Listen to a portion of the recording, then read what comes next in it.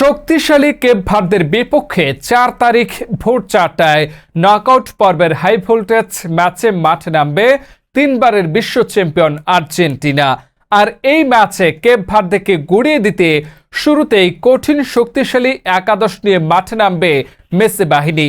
তাহলে চলুন দেখে নেওয়া যাক কেপ ভার্দের বিপক্ষে আর্জেন্টিনা সেরা একাদশে জায়গা পাচ্ছে কারা। ভিডিওর বিস্তারিত থাকছে প্রতিবেদনের বাকি অংশে। গোলরক্ষক হিসেবে থাকবে আর্জেন্টিনার বাজপাখি খ্যাত চিরচেনা সেই এমিলিয়ানো মার্টিনেজ।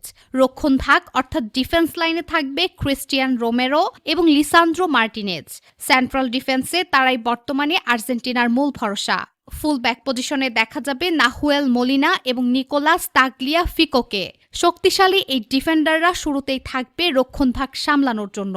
মাঝ মাঠে অর্থাৎ মিডফিল্ডারের নিয়ন্ত্রণে প্রধান ভরসা হিসেবে দেখা যাবে রদ্রিগো ডি পল, অ্যান্ড্রো ফার্নান্দেস এবং অ্যালেক্সিস ম্যাক অ্যালিস্টার। তারা প্রত্যেকেই বর্তমানে দুর্দান্ত ফর্মে রয়েছেন।